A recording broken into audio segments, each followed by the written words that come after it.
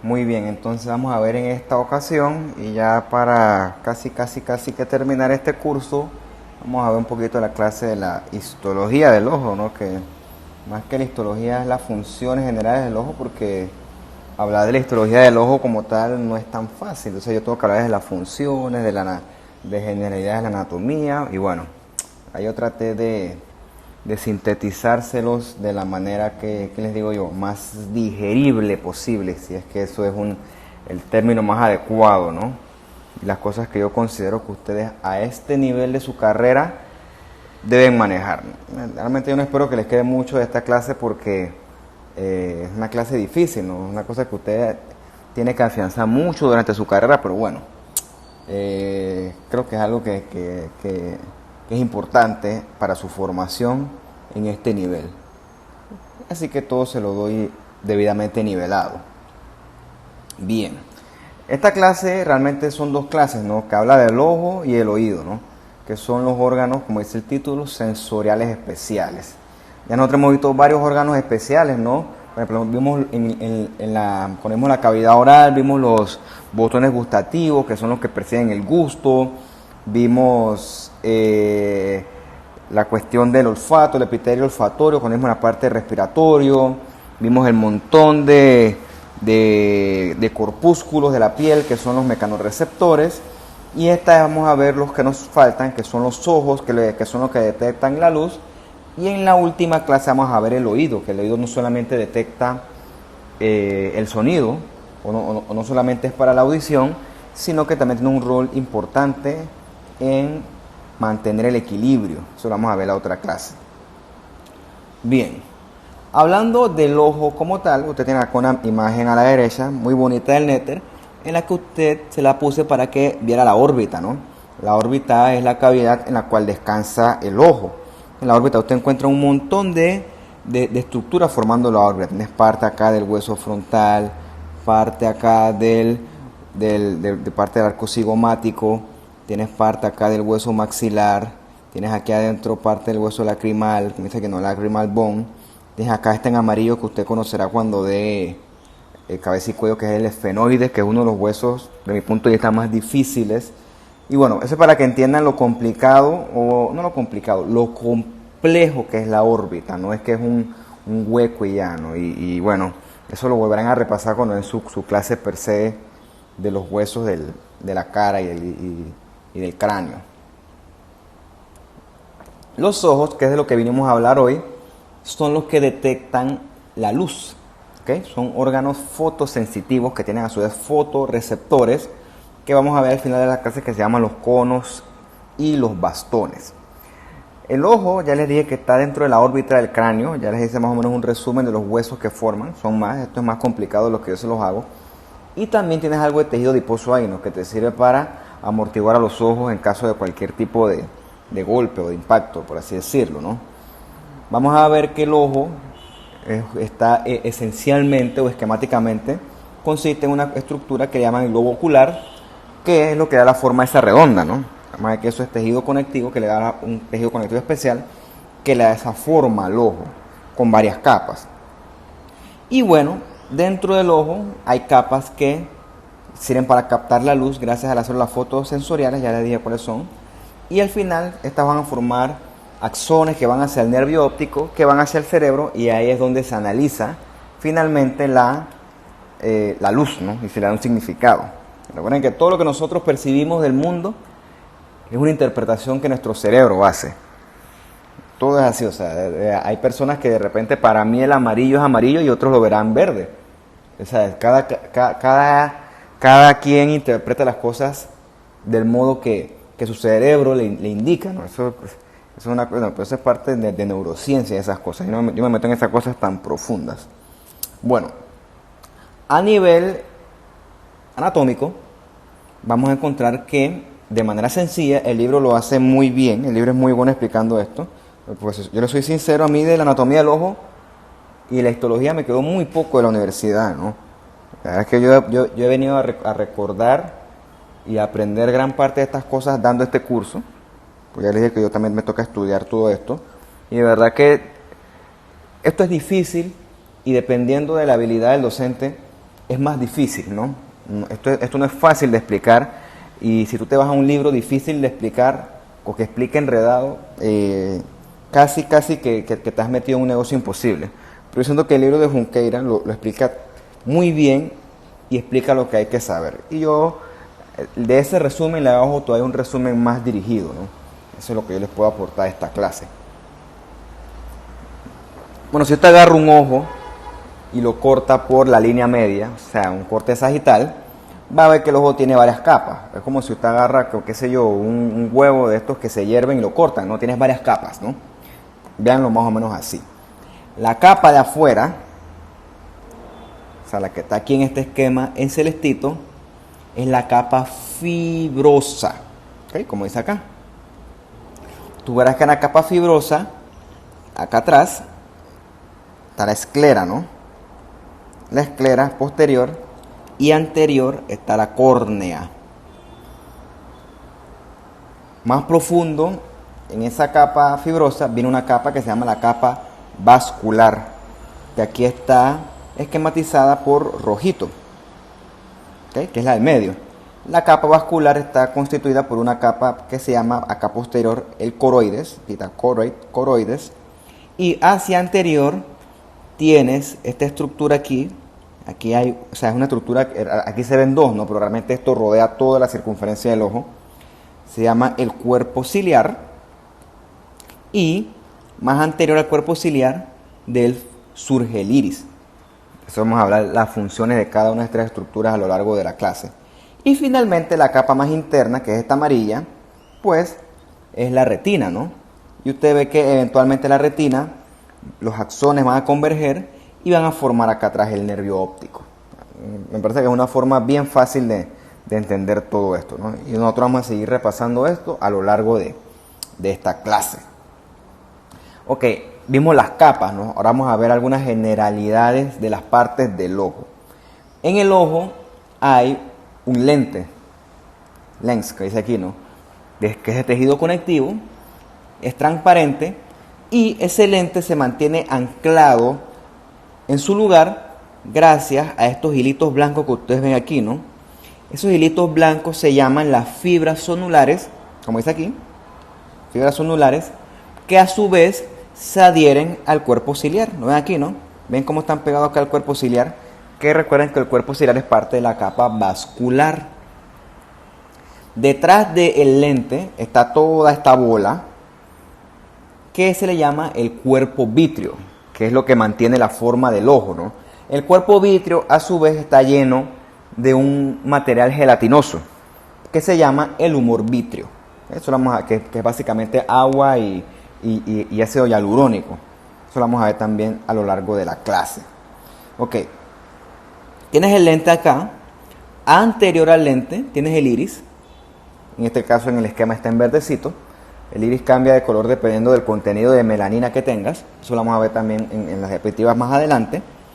Recuerden que el iris también es parte de la capa vascular, y el iris rodea a la pupila. O sea, la pupila, aquí donde la cosa se pone abstracta, la pupila es un hueco, es una apertura central por el medio del cual entra la luz. ¿Ok? La pupila no es que la pupila es una, ¿cómo les digo yo? La pupila no es una cavidad, ¿ok? Como dice aquí, es una apertura central rodeada del iris. Y ven que aquí entra directamente la luz al lente, ¿no? Eso es la parte, pues yo dije que esto era un poco abstracto, ¿no? O sea, pues, porque es que es difícil imaginar que la pupila sea una cavidad. Bueno, sí es una cavidad. Y eso se estudia bien cuando tú agarras un ojo y lo disecas. Como acá le quedó, al que hace estos tallados, y esto lo llega a echar, el tipo es un máster tallador, ¿no? Ya tiene, cuando tú haces esas cosas, si tú no lo haces bien, tú lo cortas y todo se te desbarata. Porque el ojo es una estructura bien delicada, extremadamente delicada, y tú para cortarlo bien tienes que fijarlo bien, tienes que tener, tienes que conocer bien la anatomía, tienes que conocer los planos, y tienes que tener buenos instrumentos. O sea, eso no es tan fácil, ¿no? Por eso es que estas piezas son de alto nivel. Bien, esencialmente, esta imagen la vamos a seguir a lo largo de la clase. Tienes la capa externa, que acá atrás es la esclera. De hecho, la esclera es lo blanco. La parte blanca del ojo es la esclera. Acá anterior tienes la córnea. Acá tienes el lente, que es esto rosado que le dije que es tejido conectivo, pero es un tejido conectivo bien especial. Acá tienes los cuerpos ciliares. Aquí deben estar las fibras estas zonulares que adhieren al lente y lo mantienen en su sitio. Aquí desde este aumento no se ve. Y acá adelante tienes entonces el iris. Este espacio es la pupila. Esto es lo negro que se ve en el ojo. Miren lo interesante que es esto, ¿no? Este espacio es la pupila. Es un corte bellísimo. Creo que esta cosa es, siempre que lo veo yo, que chuleta.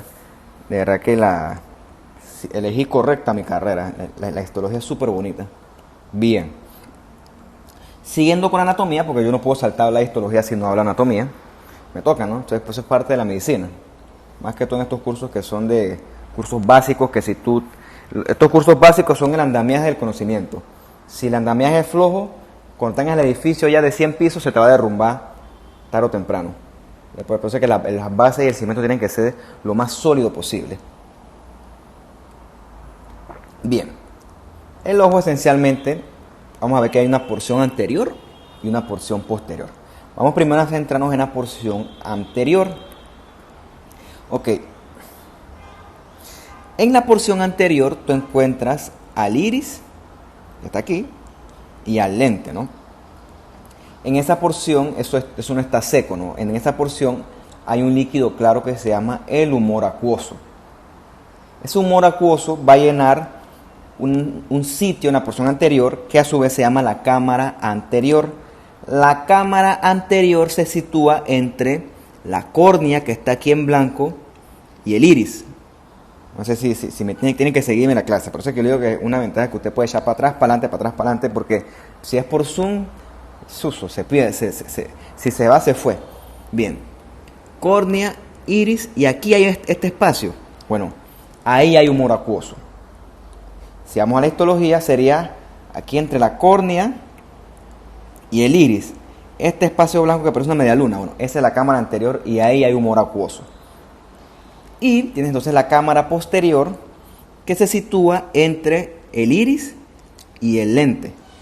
Siguiendo la imagen histológica sería aquí está el iris y aquí está el lente. Bueno, aquí también corre humor acuoso. O sea, no es que eso está seco ahí, ¿no? Eso necesita la lubricación de este líquido que también provee el microambiente ideal para que se pueda dar este fenómeno de la visión.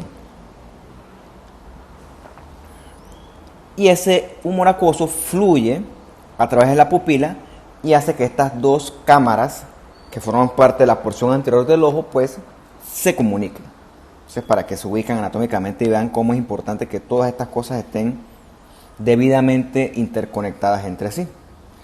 Vamos entonces a ver ahora la porción posterior del ojo, ¿no? En la porción posterior del ojo vamos a encontrar nosotros la cámara vítrea. Literalmente lo que está detrás del lente, ¿no? Cámara vítrea es toda esta bola amarilla, que en este esquema es amarilla, que recuerden que está lleno de esa gelatina que es el humor vítreo, y se rodea, obviamente, por la capa más interna, que es la capa de la retina. Bien. Ya les dije esto. Y ya les dije, ¿no? El humor vítreo, recuerden, eso vamos a hablar más adelante, que es la gelatina que es la que mantiene el ojo así con esa forma redonda. Es como el relleno del ojo, por así decirlo, ¿no? Realmente la magia ocurre acá adelante, pero eso tiene que tener un sostén, ¿no? Bueno, el humor vítreo con su cuerpo, el cuerpo vítreo con su humor vítreo le dan ese sostén y esa forma al ojo. Es como el relleno de la almohada, por así decirlo. Te puede tener una almohada de la tela más fina, la tela más suave, pero si esa almohada no tiene relleno, no sirve. Y si tienes el relleno, pero no tienes la capa de afuera, tampoco sirve. O sea, aquí tienes que tener todos los elementos bien coordinados, ¿no? Bien. Ya vemos ciertas generalidades. Ahora sí vamos a saltar a las capas como tal. Aquí sí comienza un poquito la histología, ¿no? Esta imagen es del libro de Junqueira. La capa fibrosa, ¿no? Que es lo blanco, que es la más externa, ¿no? Recuerden que tienes una posterior, que es la esclera, siguiendo el cursor acá, y anterior la córnea. Ya le dije, ¿no? La esclera es lo blanco del ojo, o sea, y la esclera es capa fibrosa. Bien, hablando de la esclera, que sería en este esquema está en gris, acá está la esclera, todo esto gris, ¿no? La esclera es tejido fibroso, ¿no? Y la esclera es como la armadura del ojo. La esclera es la que va a proteger al ojo y va a mantener todas las estructuras del ojo en su sitio. La esclera es como el citoesqueleto del ojo. No es el mejor ejemplo, pero es para que ustedes se lo imaginen así, ¿no? Y la esclera también va a ser el sitio donde se insertan los músculos del ojo, ¿no? Los músculos que nos sirven a nosotros para realizar todos estos movimientos tan curiosos del ojo, ¿no? Los músculos del ojo es difícil, eso tú lo ves cuando das la fisiología. Que hay Dani que las cosas del quiasma óptico y los movimientos del ojo, yo no voy a entrar en ese detalle. Pero la esclera es donde se insertan estos músculos. Como ya dije, ¿no? Es la parte blanca del ojo. O sea, lo que usted ve blanco en su ojo es la esclera. En esa esclera también corren muchos vasos, ¿no? Que son los que es la parte de la microvasculatura del ojo. La esclera es bastante gruesa, ¿no? De aquí mide unos 0.5 milímetros y básicamente está constituida de tejido conectivo y colágeno tipo 1. Si sigue la esclera hasta la parte posterior del ojo, cuando él se une acá con el nervio óptico, se pone más gruesa, ¿no? Y aquí forma una capa junto al epineuro del nervio óptico. Y se lo pongo aquí hasta el cansancio. Recuerden que la esclera va a rodear la capa vascular, que en este caso, como es posterior, representa al coroides. Entonces, si tú agarras la misma imagen que les mencioné en antes, yo creo que en antes es una palabra aceptable.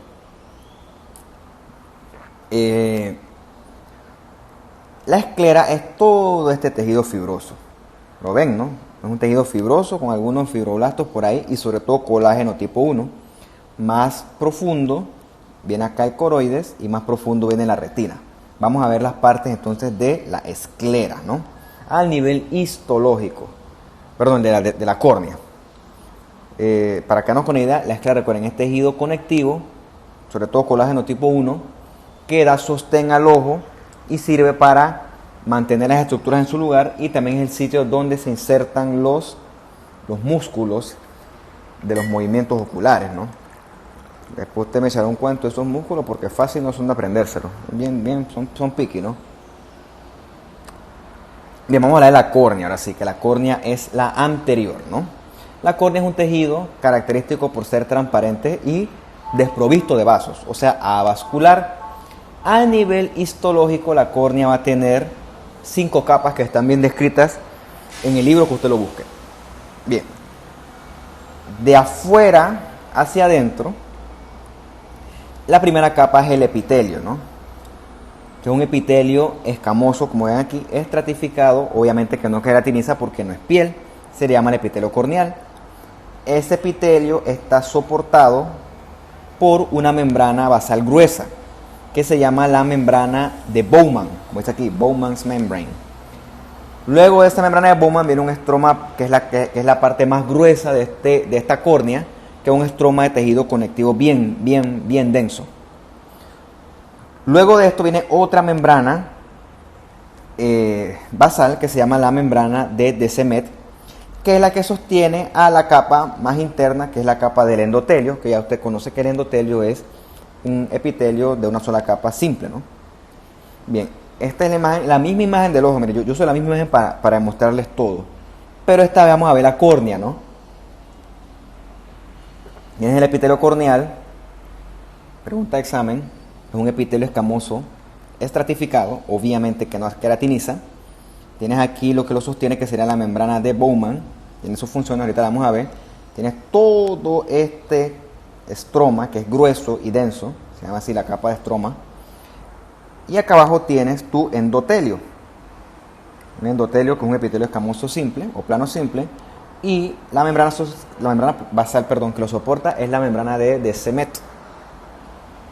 Bien, vamos a ver una capa una por una, ¿no? Aquí tenemos en la córnea la misma imagen, pero con un poquito más de aumento. Bien, ya les dije qué tipo de epitelio es, y es el 10% de la córnea, ¿no? En este epitelio va a haber células que van a servir para la reparación de la córnea. Porque saben que la córnea es la parte del ojo que está expuesta al ambiente, por lo tanto es un tejido que necesita constante reparación. Aquí no se ve, pero en este epitelio vamos a encontrar microvellosidades, ¿no? Que lo que van a hacer es secretar una película, un film, como dice aquí, que protege al ojo, que protege a la córnea en este caso, ¿no? En el que va a haber lípidos, glucoproteínas y sobre todo agua. Esta parte del ojo es altamente inervada. Por eso es que si usted agarra un Q-tip o un algodón y se lo pone en el ojo, probablemente salte. O si usted lo agarran, los restringen y le hacen eso, probablemente usted reacciona, salta rápido. O sea, eso trae de la inervación de la córnea. De hecho, a los pacientes que están en cuidados intensivos, una forma de evaluar si el paciente está consciente es agarrar la córnea y con una torundita de algodón tú se la pasas ahí. Y si el paciente reacciona frente a ese estímulo, quiere decir que el paciente está aquí. O sea, que no es que está muerto, es una forma de evaluarlo, ¿no? Es bien objetivo, o sea, ya lo conocerán cuando les toque sus rotaciones en los hospitales, ¿no? Bien. Debajo de este epitelio viene entonces la membrana de Bowman. La membrana sirve para proveer, aquí está, ¿no?, estabilidad a la córnea, o sea, es para soporte estructural y supuestamente también tiene cierta acción antimicrobiana, ¿no?, contra las infecciones, porque como les dije, el ojo, la parte expuesta del ojo hacia el medio exterior es la córnea y también es potencial sitio de entrada de microorganismos. Más profundo viene el estroma de la córnea, que es ese tejido conectivo grueso, que está aquí representado por esta capa más gruesa, es la más prominente de la córnea. Casi 90%, como dice aquí, de la córnea es estroma, y hay puro colágeno aquí, puro colágeno, ¿no? De hecho, esa disposición especial del colágeno, como es aquí paralelo, es lo que hace que la córnea sea transparente. Mira lo interesante que es esto, ¿no? A nivel histológico, la disposición de los tejidos hacen que estos sean inclusive transparentes. Eso es una cosa que usted se queda como que no es posible. Bueno, sí es posible. Entonces que cuando tú hablas del cuerpo, el cuerpo, entre más tú lo estudias, más te queda de que chuleta. Nunca lo voy a entender. El cuerpo es la biología es extremadamente complicada. Entre más tú estudias, más te das cuenta que tú no sabes. Pero bueno, lo importante aquí es no rendirse y seguir estudiando, ¿no? La meta es que ustedes, cuando tengan su momento, superen a sus profesores, les superen a mí, y porque cada vez la tecnología avanza más, ¿no? Esa es la meta. Parece que se les provee cada vez clases con la intención de tener más calidad. Esta es la intención. Yo no pretendo llevarme todos los conocimientos a la tumba porque qué chiste tiene eso. Bien. En este estroma vamos a encontrar estas células que aquí están esquematizadas como con azulito. Parecen fibroblastos, son células así con estos tentáculos largototes que son realmente proyecciones del citoplasma, que se llaman los queratocitos, ¿no? Estos queratocitos que están aquí en celestito, como su colorcito, van a tener la función de secretar protoglucanos, ¿no?, que ya hemos conocido de las otras clases, como por ejemplo el queratansulfato y el coinditrinsulfato. O sea que son células con la función de mantener la matriz extracelular de este estroma de la córnea. Bien. Vamos a ver las otras dos capas que nos faltan, que son las más profundas o las más internas, que son el endotelio con su membrana, ¿no? El endotelio está adherido al resto de la córnea gracias a la membrana de Descemet. Este endotelio, junto a su membrana, es lo que va a permitir las células que proveen un soporte nutricional adecuado a la córnea, o sea, que mantienen un metabolismo constante en la córnea. Entonces, en este endotelio nosotros vamos a encontrar bombas de sodio y potasio, entre otros canales iónicos, que lo que van a hacer es mantener esta córnea hidratada. ¿Okay? Porque si la córnea no está debidamente hidratada con su humor acuoso, pues no va a funcionar. Recuerden que esto es un fenómeno, como ustedes en la escuela ve, en la parte de física ve la parte de óptica. Bueno, esto funciona así. Es como pretender ver con unos lentes empañados, no puede. Tener esto bien hidratado. De manera que esta córnea sea lo más transparente posible y pueda refractar la luz, de la forma más adecuada, ¿no? Aquí es donde la física se combina con la biología. Para que vean lo bonito que son las ciencias. Ok, creo que con eso ya es suficiente por ahora. Bien. Ya hablamos de la córnea y de la esclera, ¿verdad? Bien, en la córnea y la esclera, pues hay un punto donde ellas se unen, por así decirlo, ¿no? O hay un punto donde se limitan, donde yo digo, esto es córnea, esto es esclera. Bueno, en el punto, en la frontera de ellas dos, existe una estructura que se llama el limbo, ¿ok? En el limbo, la membrana de Bowman se acaba y el epitelio se pone más estratificado. En este punto, la conjuntiva, que la vamos a ver más adelante, cubre entonces el ojo, ¿no? ¿Qué es la conjuntiva? O sea, usted tiene sus párpados, ¿no? La parte de abajo del párpado, la parte roja, esa parte que es bien mojada y bien sensible, esa es la conjuntiva. Bueno, esa estratificación aquí va a ayudar a formar parte de la conjuntiva, que es otra forma de protección de nuestros ojos. Y en la conjuntiva, perdón, en el limbo, va a haber entonces células que van a servir para regenerar estos tejidos, ¿no? Ahí es donde usted encuentra las células progenitoras. Aquí yo se lo resumí porque esto era un poquito más complicado, pero de manera para que supieran los landmarks anatómicos que podemos encontrar aquí. Bien. Vamos a ver entonces a nivel histológico qué ocurre en el limbo. Eso es lo que yo decía, que dependiendo de la habilidad del tallador, la imagen puede verse más o menos complicada. Le ven aquí que el lente se desbarató todo en el centro, porque el lente es un tejido difícil de manejar. Es una lástima, ¿no? Eso se lo puede explicar su profesora de laboratorio cuando... ¿qué pasa cuando tú cortas tejidos muy duros en el micrótomo? Literalmente, ¿por qué se destruyen? Bueno, esa es parte de esto, ¿no? Por eso es que esto es un trabajo que es 100% artesanal. Hasta el momento la automatización que se ha logrado no es óptima. Bien. Entonces, tenemos por acá el lente. Acá adelante viene la córnea. Aquí está el iris. Por acá ya está la pupila. Y entonces recuerden que saltando, entonces, no quiero saltar, pero me toca. A la capa vascular, aquí está el cuerpo ciliar. Y aquí deben estar las fibras zonulares que mantienen el lente en su lugar. Entonces del cuerpo ciliar surge el iris, que es el que cubre de forma anterior al lente. ¿Ok? Entonces, habíamos dicho que el limbo es el límite en el cual la córnea se transforma en esclera. Más o menos el limbo debe estar por aquí, que es efectivamente donde ustedes ven que el epitelio de la córnea, que es delgadito, se estratifica más porque se une con la conjuntiva, ¿no? En cierto sentido. Bien. Posterior a esto es anterior. Posterior a esto, por acá venía el endotelio con sus bombas de sodio y potasio. Bueno, ese endotelio, cuando llega al limbo, se transforma en este punto más o menos. Aquí está, ¿no? Se transforma en este punto en una red de canales que se llama la red trabecular, la trabecular meshwork, o los canales de Schlemm. La función de esta red trabecular, como si fuera un sistema de alcantarillado, va a ser drenar el humor acuoso que se encuentra aquí en la cámara anterior. Por eso es que es importante hablar al principio de la clase de la cámara anterior y la cámara posterior y cómo esas cámaras están llenas de humor acuoso. Recuerden que así como se produce el humor acuoso, tiene que ser también drenado.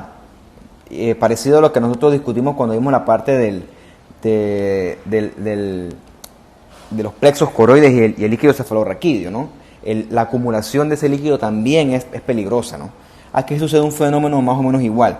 Bueno, este endotelio cuando llega al limbo se transforma en estos canales de Schlemm, en esta red trabecular, cuya función es drenar entonces el humor acuoso de la cámara anterior. Cuando pasa este humor acuoso a esta red trabecular, entonces se va a unir a un sistema venoso que se llaman los senos venosos esclerales, o donde existen entonces los verdaderos canales de Schlemm. O sea, el humor acuoso eventualmente va a ir a drenar hacia un sistema venoso, ¿no? Como casi todo en el cuerpo. Después de esto, el exceso de líquido cefalorraquídeo que está siendo drenado va a correr por los vasos del ojo y va a llegar hasta el sistema venoso de la esclera, ¿no? Hasta posterior se va. Importante porque usted sabe que si este líquido, este humor acuoso se acumula acá adelante, pueden ocurrir cosas peligrosas, ¿no? Se puede ir haciendo la idea más o menos. ¿Ves? Por eso que le dije como que el ojo es abstracto, ¿no? Tú tienes que saber lo que estás haciendo aquí porque si no te pierdes. Córnea, esto es anterior, por acá atrás viene la esclera, este es el iris, aquí está el cuerpo ciliar y este es el lente. Por acá abajo viene todo el cuerpo vítreo con su humor vítreo, aquí está la cámara anterior, acá está la cámara posterior. O sea, tienes que tener tener cuidado cuando ves esto porque te puedes perder fácilmente. Bien, eso con respecto a la capa fibrosa del ojo. Vamos a ver ahora la capa del medio, la que le sigue, que es la capa vascular, ¿ok? Aquí está en rojito. Recuerden que la capa vascular está constituida por el coroides, que es más posterior, más adelante el cuerpo ciliar, que ya se los he mencionado hasta ahorita, con las fibras zonulares, que son las que mantienen al lente en su sitio, y más adelante el iris, y en el centro la cavidad de la pupila, ¿no? Tengan eso en mente. A la capa vascular también se llama la uvea, o sea, cuando está la de que uveitis, ¿no? Que la uveitis es la inflamación, entonces esa capa vascular también se le llama uvea, o uvea también verá que le dicen, depende del acento que le ponga. Vamos a comenzar con el coroides, ¿no? El coroides es esto acá, lo posterior. Bien, el coroides está constituido esencialmente por un tejido que es sobre todo laxo, conectivo y es bien vascular, ¿no? Aquí tienes acá la esclera. Recuerden que la esclera es puro tejido conectivo denso de colágeno tipo 1. Bueno, aquí está adyacente al coroides, que es básicamente un tejido lleno de vasos, ¿no? Tejido conectivo laxo lleno de vasos. Lleno de vasos. Porque recuerden que esta es la capa vascular. También vamos a encontrar nuevamente en el coroides a los melanocitos, ¿ok? A los melanocitos. Los melanocitos de este coroides van a crear una capa oscura, más profunda en el ojo, y esta capa oscura previene, como dice aquí, bien interesante, ¿no? Que la luz entre en el ojo solamente en la pupila, no en otras partes, ¿ok? Es como decir, esos melanocitos van a crear una capa completamente, por así decirlo, negra en el ojo, que van a hacer que solamente la luz entre por la pupila, porque si no usted pudiera ver en toda la periferia de sus ojos y eso no es así, usted no puede ver por la pupila, ¿ok? O sea, eso es otro método que el ojo utiliza para enfocar la luz a un solo punto, para poder tener una agudeza visual adecuada.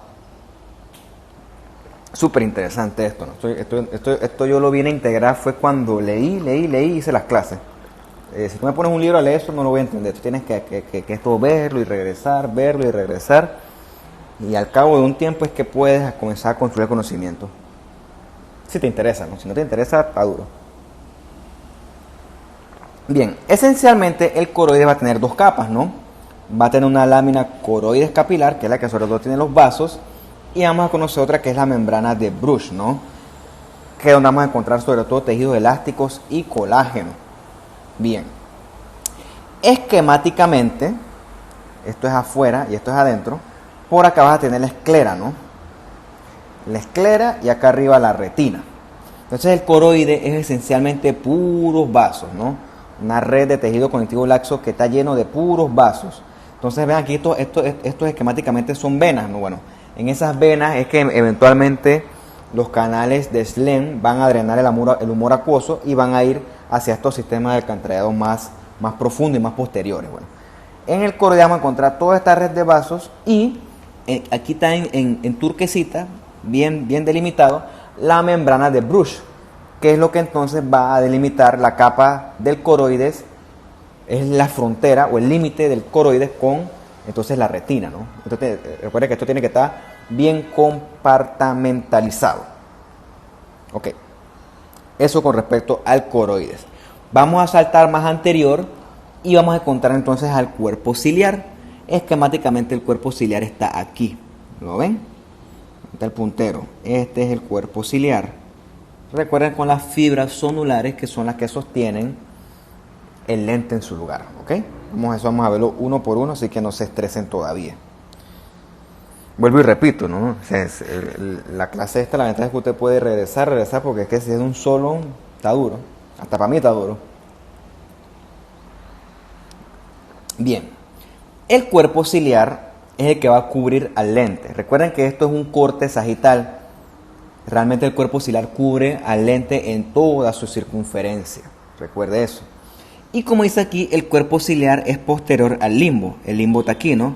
Mira como aquí está bien esquematizado el canal de Schlemm de azulito. Y ven cómo se conecta con la red venosa, que es para drenar el humor acuoso de la cámara anterior y la cámara posterior. Súper interesante esto, ¿no? Bien, aquí está el cuerpo ciliar, ¿no? Que el cuerpo ciliar es parte de la capa vascular del ojo. El cuerpo ciliar va a tener varias estructuras, ¿no? La más prominente es el músculo ciliar, ¿no? Que va a constituir la mayoría del cuerpo ciliar. Y básicamente es músculo liso. Ese músculo liso literalmente lo que va a hacer aquí es jalar estas cuerdas para poder acomodar la forma del lente y después de eso, o mejor dicho, cambiar la forma del lente para poder acomodar la visión. Vean ustedes que esto no es una cosa estática, esto es una cosa dinámica. Parte del cuerpo ciliar también son los procesos ciliares, que son estas patitas que surgen de él, y la zónula ciliar con las fibras. Eso lo vamos a ver uno por uno a continuación. Seguimos con la misma imagen de el Histology Guide. Y aquí vamos a conocer entonces al cuerpo ciliar, que es todo esto de acá, ¿no? Todo esto del cuerpo ciliar es básicamente una masa de músculo liso, músculo ciliar. Estas patitas que ven aquí son las proyecciones ciliares. Y aquí no se ven, pero aquí se extienden entonces las fibras de la zónula ciliar, que son las que se adhieren entonces al lente, ¿no? Entonces este músculo acá se contrae o relaja para alar o relajar ese lente, de manera que se pueda generar un fenómeno de acomodación de la visión. Bien, aquí está al revés, pero dejé esta imagen para que tengan ustedes entonces la leyenda, ¿no? O la leyenda acá está acá arriba, ¿no? Le tuviera que hacer una flecha, a mí no me gusta eso. No sé, siento que si yo le pongo una flecha aquí me daño toda la imagen. Entonces reservé esta, ¿no? Vean aquí el cuerpo ciliar con sus proyecciones ciliares. Por acá están las fibras zonulares que no se ven. Y vean, todo esto es músculo liso, ¿no? Se llama el músculo ciliar, que sirve para entonces tensar esas fibras y acomodar el lente. Bien. Vean aquí el cuerpo ciliar, todos estos deditos, ¿no? Bueno, esos deditos son los procesos o proyecciones ciliares. Vamos a decirle procesos porque es como dice la diapositiva. Porque lo dice aquí, ¿no? Los procesos ciliares son, pues, estos deditos o estas proyecciones que surgen del cuerpo ciliar. Estos procesos ciliares van a tener un epitelio especializado de doble capa. Esencialmente se llama un doble capa de epitelio columnar y se le llama de forma, en conjunto se le llama entonces el epitelio ciliar. Vean aquí que en el esquema hay una capa externa y una capa interna, ¿no? Ok. La capa interna, como está bien esquematizado aquí, es chocolatita y está cubierta de melanina. Y esta se va a unir con una cosa que vamos a ver más adelante, que es el epitelio pigmentado de la retina. Están en constante comunicación. La capa interna está toda llena de melanina. Acá se ve muy bien. Ven cómo es negrita casi hacia adentro. Bueno, es por la melanina, ¿no? Y en la parte externa o en la superficie vamos a encontrar el epitelio ciliar sin melanina, que carece de melanina y que corresponde con la capa sensorial de la retina, ¿no? Tiene sus funciones también esto. Bien. La misma imagen, aquí está el músculo ciliar y aquí están estas patitas o estos deditos que son los procesos ciliares, ¿no? Yo creo que se equivocaron porque aquí son coros, realmente es procesos ciliares. Bueno, no vamos a entrar en detalle con esa nomenclatura. Vean que hay dos capas de epitelio, o mejor dicho, un epitelio de dos capas. El epitelio más interno está todo lleno de melanina, es todo pigmentado y es continuo con la capa pigmentada de la retina, y tienes un epitelio externo o superficial que no está pigmentado y que es continuo con, como dice acá, la capa sensorial de la retina, ¿no? Entonces, hablando del epitelio ciliar, ya le dije la morfología, pero vamos a ver para qué sirve, ¿no? En el epitelio ciliar vamos a encontrar muchas bombas de sodio y potasio, como dice aquí, cuya función es secretar el humor acuoso. Recuerden que el humor acuoso es lo que baña, por así decirlo, la porción anterior del ojo, la cámara anterior y la cámara posterior, que es necesaria para el correcto funcionamiento de la córnea. Bien, si se le preguntó en el examen qué estructura es la encargada de secretar el humor acuoso, la respuesta es el epitelio ciliar. Yo creo que más que todo que sepan las funciones aquí de las cosas. Cuando ustedes saben las funciones, ya pueden entonces abordar esto con un poco más de detenimiento. Bien. Este humor acuoso que secreta el epitelio ciliar es parecido al plasma que conocemos en la clase de la sangre, pero no va a tener proteínas, ¿ok? Este humor acuoso, entonces, va a tener su sistema de secreción, ¿no? Como dice aquí el esquema, ¿no? Primero va de la cámara posterior, aquí está el cuerpo ciliar, con los procesos ciliares. Bueno, de ahí se va a secretar entonces el humor acuoso, que va a fluir de acá, desde la cámara posterior, luego acá en el número 2 va a fluir a través de la pupila, y entonces finalmente va a fluir a la cámara anterior, y aquí es drenado nuevamente por el canal de Schlemm hacia los senos venosos esclerales. Entonces vean que es un sistema de secreción de humor acuoso, baña cámara posterior, pupila, cámara anterior, y de hecho las conecta, y nuevamente es drenado, ¿ok? Vean y todo eso sirve para que la córnea esté debidamente hidratada, para que pueda entonces realizar su función correcta de permitir la visión, ¿no? Eso lo vamos a ver más adelante un poquito con las aplicaciones médicas. Ok, nuevamente con más aumento acá, el proceso ciliar, ¿ok? Con sus proyecciones digitiformes. Recuerden que tiene un epitelio, dos capas, ¿no? Una capa que es profunda, que es la pigmentada, y una capa que es superficial, que es no pigmentada. Entonces, en este epitelio hay bombas de sodio y potasio que entonces van a secretar ese montón de humor acuoso que es necesario para el correcto, funcionamiento de la córnea. Qué interesante que es todo esto, ¿no? Bien, ya hablamos del proceso ciliar, ¿no? Vamos a hablar ahora de la zónula ciliar, que es un poco más esquemático, ¿no? En la zónula ciliar vamos a encontrar nosotros las fibritas que van a unirse entonces al lente, ¿no? Y son las fibras que mantienen al lente en su lugar. Estas fibras van a estar constituidas de unas proteínas que se llaman las fibrilinas tipo 1 y las fibrilinas tipo 2.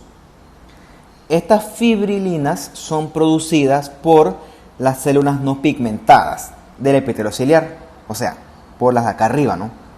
Esta de acá arriba, aparte de secretar el humor acuoso, también secretan las fibrilinas que son necesarias para poder crear esas fibras que sostienen al lente en su lugar. Como dice acá, ¿no? Es la importancia, ¿no?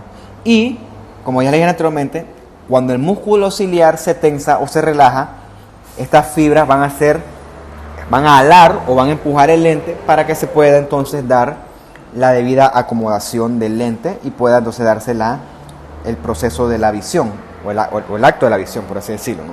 Bien, vamos ahora con la aplicación médica de algunas cositas que hemos visto hasta ahora, ¿no? Que es la parte entonces donde usted hace un cierto enlace con lo abstracto con lo práctico, si es que se puede decir así. Bien, el humor acuoso es producido constantemente por los procesos ciliares y tiene que seguir esa ruta de cámara posterior, pupila, cámara anterior, y es drenado normalmente en el limbo por la red trabecular y luego hacia el canal de Schlemm y después a los senos venosos. Eso es lo que debe ocurrir normalmente. Un proceso dinámico, ¿no? O sea, es como si usted agarra en su casa y por así decirlo, se tapa el baño. Bueno, es un problema grande, porque entonces el exceso de agua y otras cosas se van a regresar. ¿Ves? Por eso es que es importante que el sistema de drenaje esté patente. Uy, qué buen ejemplo. Bueno, acá pasa algo similar. Si el canal de Schlemm falla o si la red trabecular falla, va a haber un fallo en el drenaje. Y así como cuando el baño está tapado, se comienza a subir el agua, porque se comienza a acumular, bueno, aquí se comienza a acumular el humor acuoso.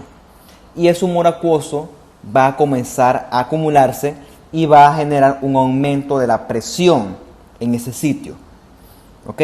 Ese aumento de la presión intraocular se llama glaucoma. De forma general, hay muchos tipos de glaucoma que usted verá en oftalmo, ¿no? Pero yo estoy explicando la fisiopatología de cómo ocurre el glaucoma. Eventualmente en este glaucoma, que por cierto es extremadamente doloroso, va a comenzar a acumularse más humor acuoso, más humor acuoso, más humor acuoso, y va a llegar a un punto donde este humor acuoso va a empujar la bola de humor vítreo contra la retina y bueno, va a afectar la visión. Por eso es que es una cuestión que un glaucoma no es una cosa que se ignora, eso requiere su debido tratamiento. Para que ustedes se hagan una idea de por la importancia de todas estas cosas, ¿no? Bien, entonces ya vimos entonces de la capa coroides, vimos entonces de la capa vascular, vimos el coroides, vimos el proceso ciliar, y ahora vamos a ver el iris, ¿no? Miren esta foto de que una tinción de von Hieson, ¿no? Entonces, en este von Hieson, lo verde, tuve que investigarlo, representa tejido conectivo. Realmente es una tinción que no sé, en la práctica yo nunca he utilizado, pero bueno, fue la mejor imagen del iris que les pude conseguir. Está bonita, pero no lo usamos en la práctica ya. De hecho, todas estas tinciones de histoquímica están siendo reemplazadas por la inmuno. O sea que cada vez eso de que el PAS, que si bueno, vamos a ver si. O sea, eventualmente la inmuno va a reemplazar todo eso porque la inmuno es más fácil de evaluar. Bien. El iris es la parte más anterior de la capa vascular. Pues el iris cubre el lente, como lo vemos en los esquemas anteriores, y permite que la pupila, que es la cavidad, no la cubre, ¿no? La pupila es una cavidad redondita y central, que es por donde entra la luz, ¿no? Bien, anterior el iris es bañado por el humor acuoso, que ya conocimos en la aplicación médica, y en la parte anterior del iris vamos a encontrar muchos fibroblastos y melanocitos, como está aquí, ¿no? Anterior border, capa anterior, vamos a encontrar fibroblastos que están representados aquí por verdecito o turquesita, como lo quieras ver, y entonces vas a encontrar melanocitos, ¿no? Que son estos chocolatingos, ¿ok? Importante es que el iris no tiene epitelio, es una cosa característica de él, ¿no? Entonces en el iris vamos a encontrar un estroma denso donde también vamos a encontrar melanocitos y vasos, ¿no? Porque recuerden que el iris es parte de la capa vascular. Bien. Posterior al iris, o sea, más acá, vamos a encontrar un epitelio de dos capas, ¿no? Que es continuo con el que vimos anteriormente. O sea, vamos a ver la imagen acá. Esto que tú ves aquí se continúa con el iris. Debe ser hacia acá, se continúa con el iris. Que es parte realmente del proceso ciliar que se continúa con el iris. Más posterior. Estamos en esta. Ajá. Este epitelio, que ves aquí que es casi negro, después regresa de nuevo a la imagen para que ustedes vean que es un epitelio que está extremadamente pigmentado. Este epitelio es extremadamente pigmentado para permitir que se dé un bloqueo de la luz de manera que solamente entre luz por la pupila y no por el resto del ojo. Por eso es casi todo negro, ¿no? Es como si fuera, es para bloquear la luz y que solamente se enfoque para que entre a través de la pupila.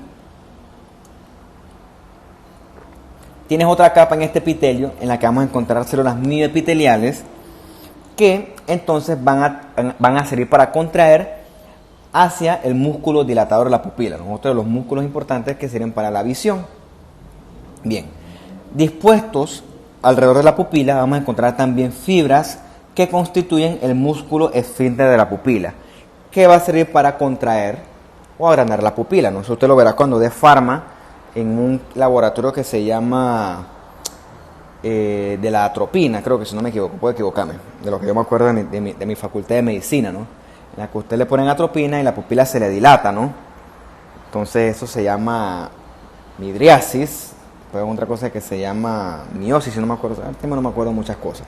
Bueno, todo eso ocurre gracias a fibras que recorren esta capa posterior que van a constituir componentes del músculo esfínter de la pupila. Yo además se lo menciono porque eso es realmente ya parte de fisiología como tal, no es tanto histología. Bien. ¿qué tenemos acá en esta imagen, no? En esta imagen tenemos por acá detrás del cuerpo ciliar, de hecho todo esto es el cuerpo ciliar, y ven ustedes cuando se convierte en iris, ven que se pone casi todo negro, ¿no? Porque es extremadamente pigmentado. Entonces ese exceso de pigmentación va a permitir que la luz solamente entre por acá, por la pupila. O sea, esto va a bloquear la luz para que se dirija solamente a la pupila. Y ven aquí como en el iris va a tener esta capita de músculo liso, que ese músculo cuando se contrae dilata o relaja la pupila. Y entonces eso va a permitir para acomodar todavía más la visión junto a la acomodación del lente. Esto es una cosa completamente complicada. Ok. Por acá tenemos entonces al proceso ciliar. Por acá están las fibras sonulares que no se ven, que están adheridas al lente. Y por acá todo esto es el iris, ¿no? Usted ve cómo el epitelio pigmentado se transforma y se pone súper negro. Y se pone súper negro para evitar que la luz entre por acá. No, la luz no entra por acá. La luz entra por la pupila solamente, ¿no? Por la pupila. Y tienes acá esta capa de músculo liso que te va a servir para dilatar o relajar la pupila. Y todos esos fenómenos van a servir para aportar a la acomodación de la visión. Y por acá la clásica córnea, ¿no? La córnea que va a tener su epitelio, que ya conocen tú, después de la membrana de Bowman, su estroma grueso con sus queratocitos, y ves acá el endotelio, ¿no? El endotelio, con su membrana de Sevet, que en este momento no se ve. Bien. Bueno, esto es una especie de aplicación médica, ¿no? Estos melanocitos que ves aquí, en la capa pigmentada, son los que le dan el color al iris, ¿no? Y también melanocitos en la capa pigmentada y en el mismo estroma, ¿no? Bueno, la concentración de todos estos melanocitos son los que van a servir para darle color a los distintos irises, ¿ok? Como dice aquí, ¿no? Los que tienen pocos melanocitos en el estroma, o sea, aquí hay bastante, por lo tanto esta persona yo asumo que era una persona con iris oscuros. Bien, van a tener ojos claritos, ¿no? Azules o claros. Dependiendo de la concentración de melanocitos, entre más melanocitos haya en el estroma, los colores van desde verde, gris hasta chocolate. Curiosamente, en los albinos, como en estas ratitas que están aquí, donde no hay pigmento, tú ves que los ojos son de rosados a bien rojos. Y eso es porque cuando entra la luz refleja contra los vasos sanguíneos del estroma y por lo tanto tú lo ves rojo. O sea, lo que tú estás viendo aquí es la reflexión de la sangre de esos vasos. Interesante esto, yo no sabía eso lo aprendí estudiando esto. Cosas curiosas que se ven aquí, ¿no? Bien. Vamos a hablar ahora del lente. El lente no es parte de la capa vascular, pero el lente tiene mucho que ver con la capa vascular, ¿no? Bien, siguiendo el esquema, aquí está el lente, aquí está el cuerpo ciliar, aquí deben estar los procesos ciliares, y aquí están las fibras sonulares que recuerden que están constituidas de fibrilina tipo 1 y tipo 2, que son las que sostienen al lente y van a acomodar al lente para poder realizar una visión óptima. Más adelante o anterior al proceso ciliar se encuentra entonces el iris, ¿ok? El iris con su capa pigmentada, que en este caso está esquematizada de verde, ¿no? Y en el centro la pupila. O sea, todo esto aquí está rodeado del músculo liso especializado que va a servir para dilatar o contraer la pupila. Y recuerden que hay una capa aquí pigmentada del epitelio, súper pigmentada, que evita que la luz entre por las periferias, ¿no? La luz solo entra de manera central por la pupila, ¿ok? El lente, te ves aquí, es una estructura transparente, completamente transparente, biconvexa, ¿ok? Que está detrás del iris. De hecho, los lentes que nosotros usamos son la reproducción de esto, ¿no? O sea, realmente es como tratar de imitar la función de este lente, ¿no? La función del lente, como dice aquí, es enfocar esa luz que entró por la pupila para enfocarla hacia la retina. El lente es un tejido de conectivo especial que viene del ectodermo, eso lo hace bien especial de hecho, y es completamente avascular, o sea, el lente no hay vasos, no tiene vasos. Y el lente tiene que ser flexible para poder acomodarse gracias al cuerpo ciliar, pero esa flexibilidad se pierde con el envejecimiento. Por eso es que con el envejecimiento también se pierde gran parte de la agudeza visual. Bien, vamos a ver las partes del lente, ¿no? Si tú agarras un lente y lo cortas y lo ves al microscopio, esencialmente va a tener tres capas, ¿no? La capa más externa, que aquí casi ni se ve, es una capsulita que lo rodea. Esa cápsula va a tener básicamente protoglucanos y fibras de colágeno tipo 4. Y en esta cápsula es donde las fibras que vienen del proceso ciliar se adhieren al lente, ¿no? O sea, de la zona ciliar. Las fibras se adhieren a la cápsula del lente. Luego de esa capsulita viene el epitelio del lente, ¿ok? El epitelio del lente, como está bien esquematizado aquí, una sola capa de células cuboidales, ¿ok? Una sola capa de células cuboidales. Y finalmente, la otra capa es la capa de las fibras del lente, que ustedes ven que aquí son puras fibras dispuestas en paralelo, ¿ok? Aquí vamos a encontrar un tipo especial de proteína que se llama la cristalina, ¿no?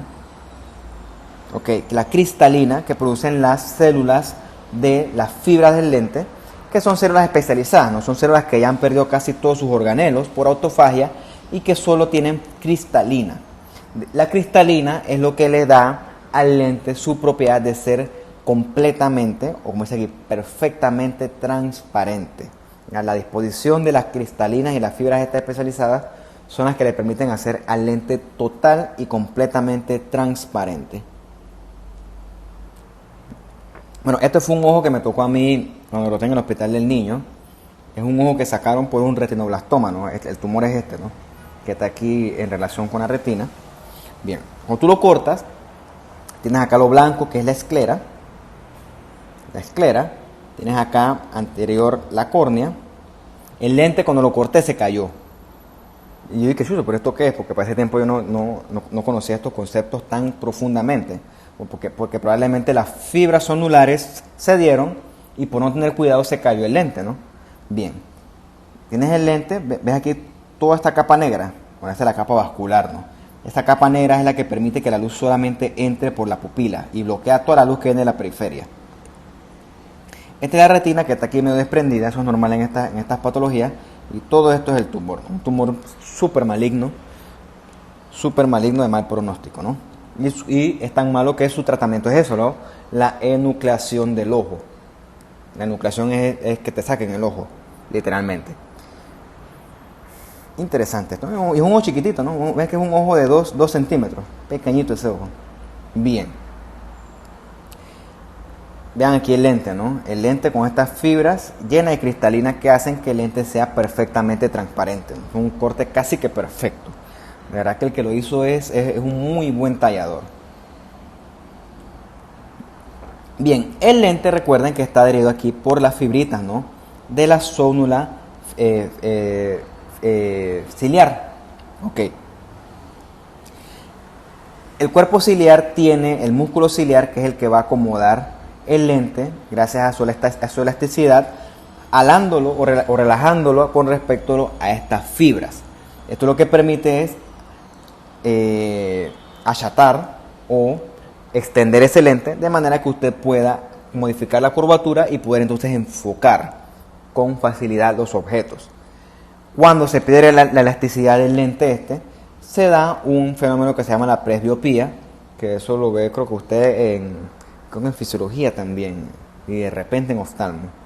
Y eso es que se pierde la capacidad de acomodar el lente, ¿no? Ya estamos hablando un poquito, ya podemos saltarlo, ¿no? Bien.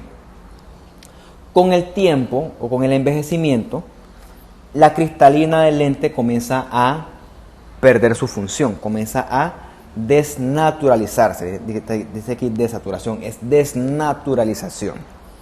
Y entonces las fibras de este lente con su cristalina van perdiendo su capacidad de ser transparente. O sea, el lente ya no es transparente, el lente es opaco. Y entonces eso constituye lo que se llama una catarata. Obviamente a través de este lente no puede pasar la luz.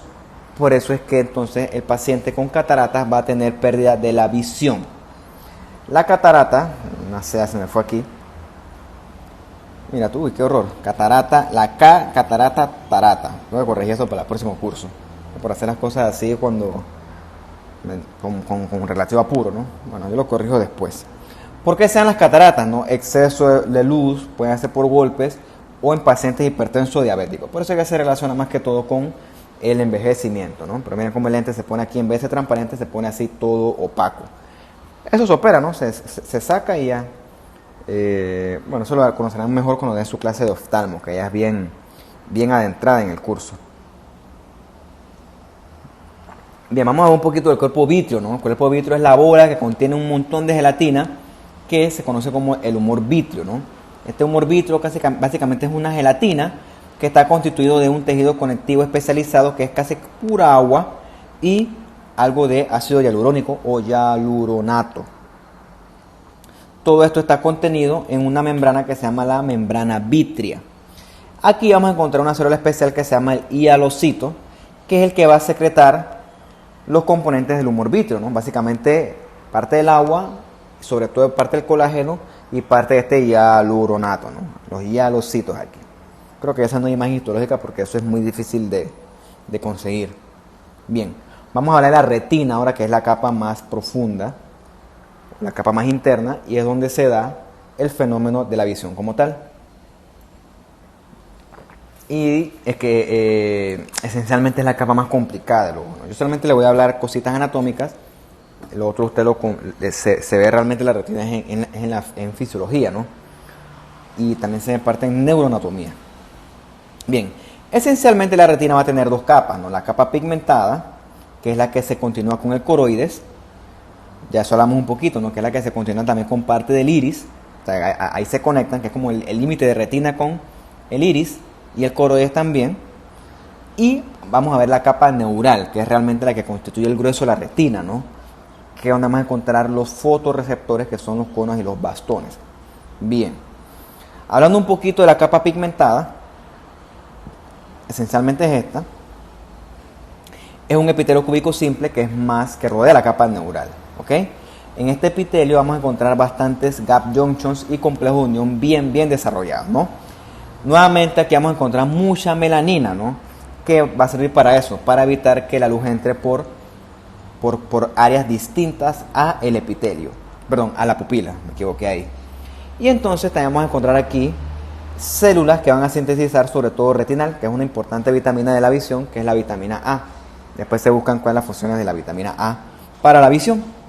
Bien, la capa pigmentada de la retina, que esencialmente es esta, que está aquí toda negra, es continua con el coroides, va a tener un montón, y con el iris también, más anterior, va a tener varias funciones, ¿no?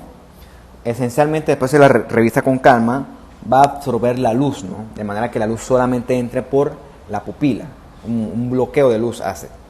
Va a formar también la barrera hematorretiniana, que es una barrera, como varias barreras que hemos conocido en el curso, que va a regular el transporte de sustancias entre retina y sangre, ¿no?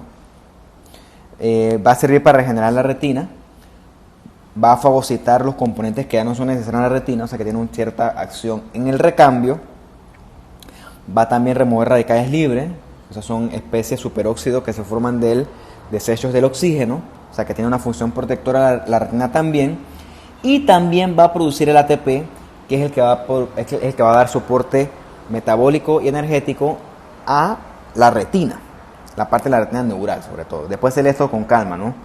De nada me sería 1000 leer, usted se lo lee con calma en su clase, ¿no? Ya llevo una hora aquí, ya me estoy extendiendo. Bien. La retina neural tiene varias capas, ¿no?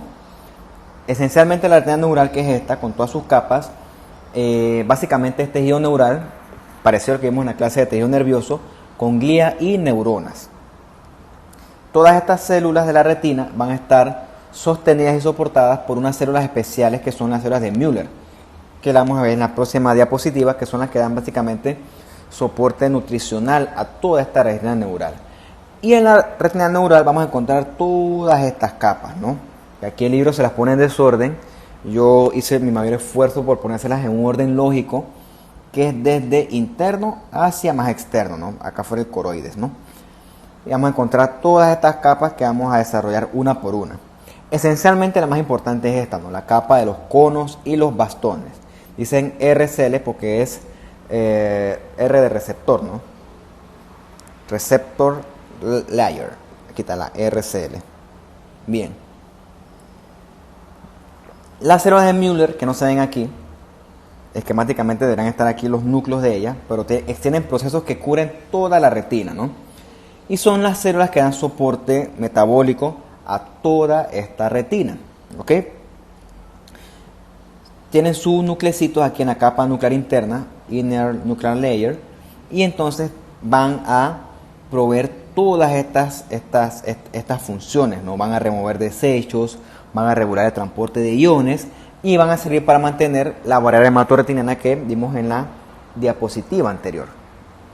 Bien, vamos a comenzar con la capa más interna de la retina, ¿no? Que es la capa limitante interna. En esta capa vamos a encontrar parte de los procesos de las células de Müller, y entonces aquí vamos a encontrar esta membranita que es el límite entre el humor vítreo y la retina como tal.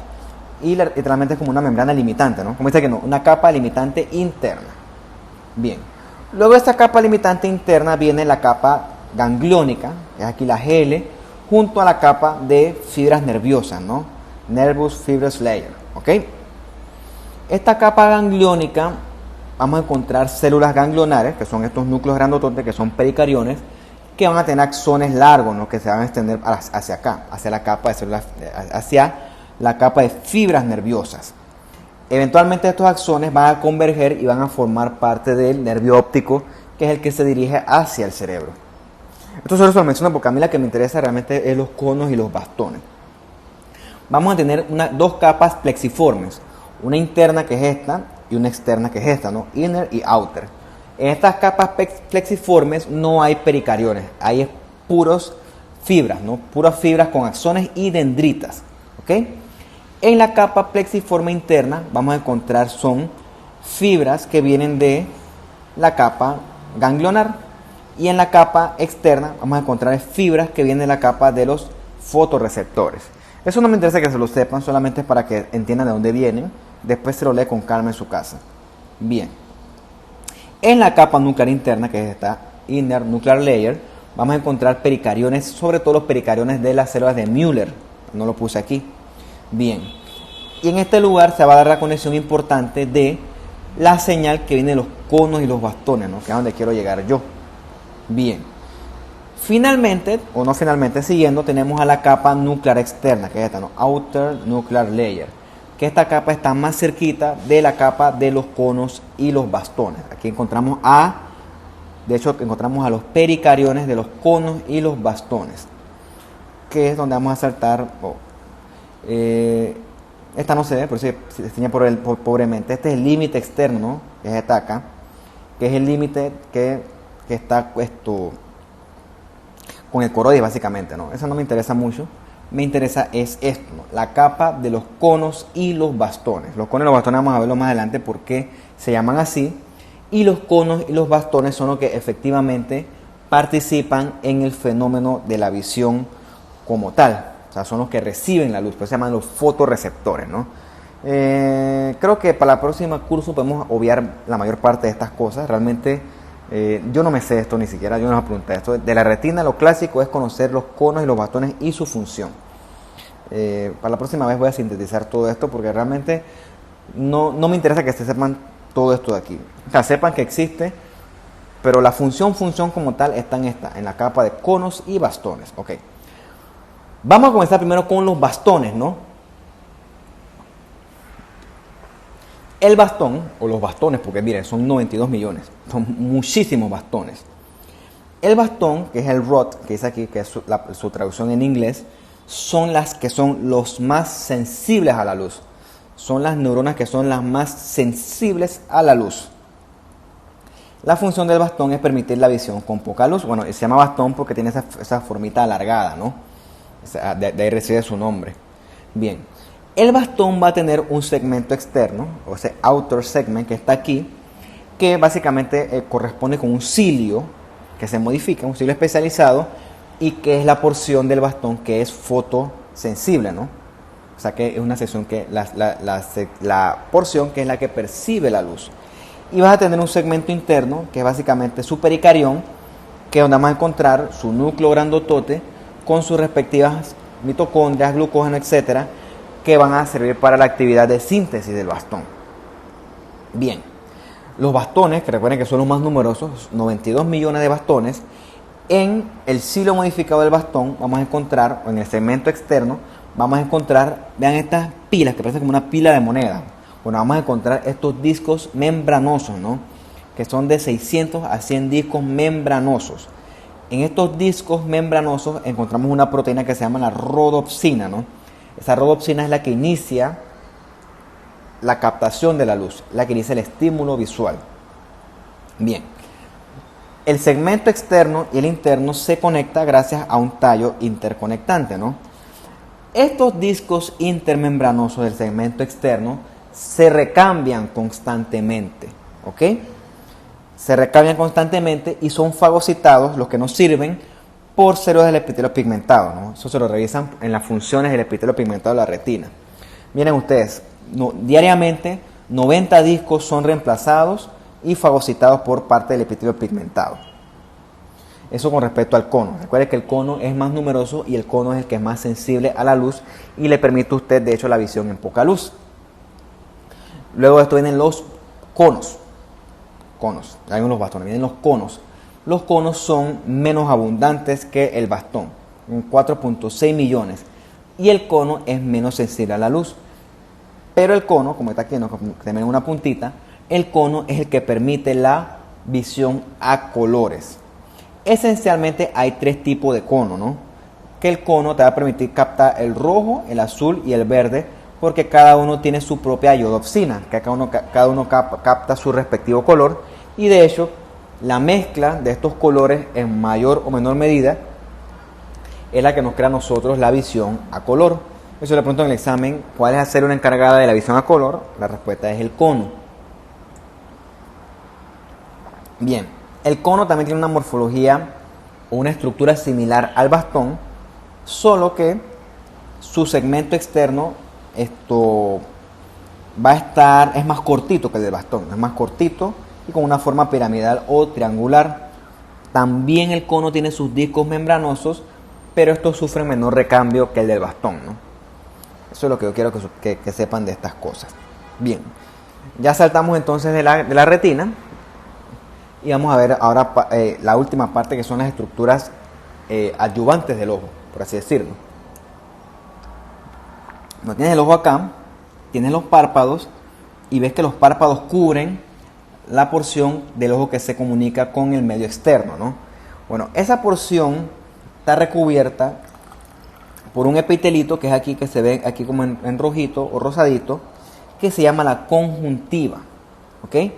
La conjuntiva es la mucosa que recubre el ojo y la parte expuesta de la esclera, y cuando usted lo cierra, también de la córnea. O sea, cuando usted cierra el ojo, lo que lo recubre internamente es la conjuntiva.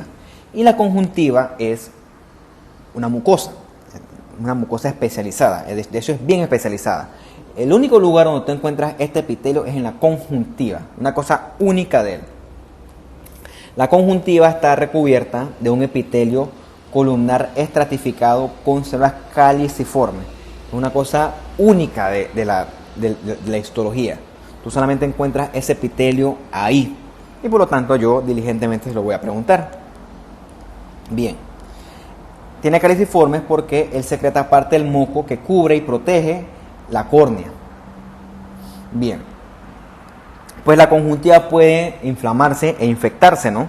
Y eso produce una condición que se llama la conjuntivitis, ¿no? Si es infecciosa, o mejor dicho, si es de causa infecciosa, es una condición que es extremadamente contagiosa. O sea, se puede contagiar bastante, ¿no? La conjuntivitis hace que estas caliciformes comiencen a secretar mucha secreción y secretan mucho moco, y esa inflamación va a hacer que la microvasculatura se ponga tortuosa, aumente, lo que hace que se vea rojo el ojo, por eso se llama pink eye en inglés, ¿no? Bien, es un proceso infeccioso autolimitado, por suerte, se trata, se maneja, y por muy dramático que sea, por muy incómodo y muy sintomático que sea, lo curioso es que tiene poco efecto en la visión. O sea, la gente no se queda ciega por la conjuntivitis, ¿no? Afecta, incomoda y todo, pero no es que eso te va a fregar la visión por siempre. O sea, se maneja y ya, pues. No es tan peligrosa, pero sí es bien contagiosa. Bien. Hablando un poquito de los párpados. Este es un corte de un párpado. Y en el párpado tú lo que vas a encontrar es piel delgadita. No les pongo la piel de qué epitelio es porque yo creo que a este punto ya todos conocemos la piel, qué tipo de epitelio tiene. Vamos a encontrar estos músculos, que es músculo esquelético que va a servir para el movimiento rápido de los párpados. Y vamos a encontrar por acá la conjuntiva, ¿no? Lastimosamente en este aumento no se puede ver con mucho detalle el epitelio de ellas, ¿no? Los párpados tienen una piel delgadita, ¿no? Y en esa piel vamos a encontrar cosas que ya conocemos, ¿no? Pelos, que son los que constituyen las pestañas, y glándulas sebáceas, que van a aportar a esta secreción que protege parte de la córnea y parte de la esclera, ¿no? Aquí vamos a encontrar este músculo que recibe el nombre del músculo orbicular o el músculo que eleva el párpado. Es un músculo fundamental para eso, ¿no? Y entonces en la conjuntiva vamos a encontrar otra estructura que se llama el tarso. Bien, el tarso. En el tarso vamos a encontrar nosotros glándulas sebáceas, bastantes, ¿no? De 20 a 25, que se drenan hacia las pestañas, ¿no? Estas glándulas se llaman las glándulas en este sitio, estas glándulas sebáceas se llaman las glándulas de Meibomiu. Glándulas de Meibomiu.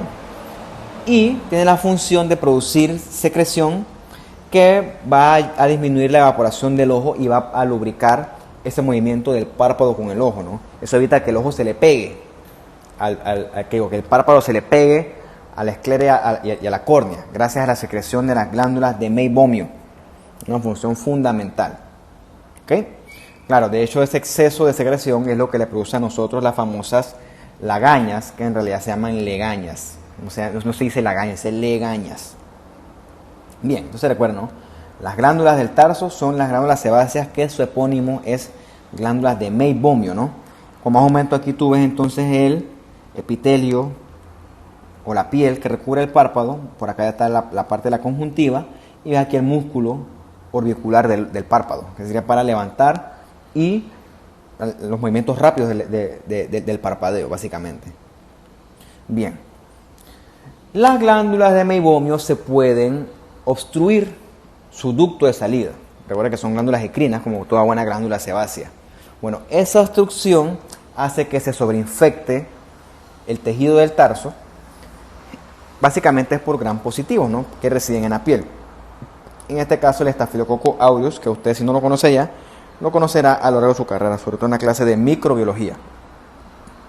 La inflamación del ducto de salida del párpado se llama un orzuelo, o en inglés si lo buscan se llama un stys. Nunca me ha dado a mí, pero tengo entendido que es una condición bastante dolorosa y bastante incómoda, ¿no? Son muy sintomáticos los orzuelos. Pero bueno, se tratan, ¿no? La solución es antibióticos antiinflamatorios y eventualmente la obstrucción cede. O sea, son cosas autolimitadas, pero el problema es que se puede sobreinfectar.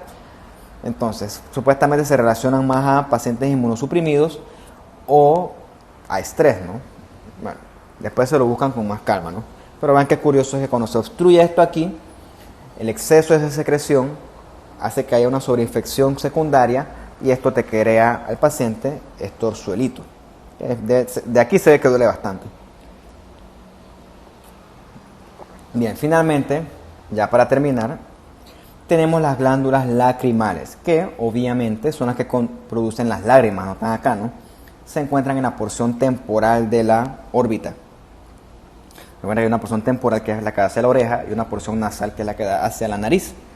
La función de la lágrima es lubricar la parte anterior que recubre la córnea y la conjuntiva, junto al aporte de la secreción de las glándulas de Meibomiu. También parte de esta lágrima provee oxígeno al epitelio corneal. Ya hablamos del epitelio corneal en las diapositivas anteriores. Ok.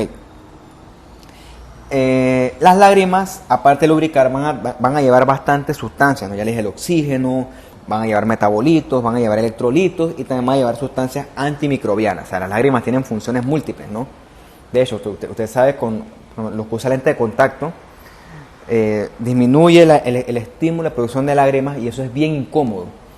Y por eso es que las personas que usan lentes de contacto tienen que ser cuidadosos, porque eso es bien abrasivo para el ojo. Por eso es que se recetan lágrimas artificiales, ¿no? Porque si usted le quita al ojo esa lubricación, eso es potencialmente peligroso, ¿no? Por eso es que tienen que tener cuidado con el lente de contacto. Bien. Las lágrimas, si usted la ve, las lágrimas, las glándulas lacrimales, si usted la ve al microscopio, esencialmente son acinos serosos. En este caso van a tener palidito, ¿no? Pero son acinos serosos que están llenos de granulitos. Que estos granulitos son los que van a producir esta secreción serosa que constituye la lágrima. Bien, como todo buen acino seroso, va a tener un recubrimiento externo de células miopiteliales que se van a contraer para que el producto de secreción de este acinito seroso vaya al ductito que eventualmente va a producir la secreción de la lágrima, ¿no? Bien, la lágrima, cuando se secreta de la glándula lacrimal, va a cubrir la parte anterior del ojo y va a drenar hacia acá, hacia el aparato lacrimal. En el aparato lacrimal hay esta conexión con estos ductitos delgaditos de aquí que van a conectar hacia el saco lacrimal, y el saco lacrimal drena hacia la cavidad nasal gracias a este ducto lacrimal. Entonces cuando usted llora, moquea. No es que se produce más moco en la nariz como tal, sino que la conexión entre las lágrimas que está produciendo en exceso se conectan gracias a este saco lacrimal y eventualmente drenan hacia la cavidad nasal. Como forma curiosa, estos ductitos que conectan el ojo con el saco lacrimal son de epitelio escamoso, no queratinizante obviamente, y el saco lacrimal está recubierto de un tipo de epitelio respiratorio, ¿no? Similar al de la cavidad nasal, que es un epitelio cilíndrico pseudoestratificado con cilios, que es similar al de acá. No encontré imágenes histológicas de eso, pero bueno, es para que ustedes entiendan o comprendan básicamente cómo los comparten, son estructuras que comparten un origen embriológico entre comillas similar, ¿ok? Creo que con eso terminamos por hoy. Gracias por la atención, muchachos. Espero que se entienda más o menos el concepto de esto. Si tienen dudas, comentarios, me lo hacen llegar. Y bueno, me despido por ahora. Hasta luego. Espero estén bien. Chao.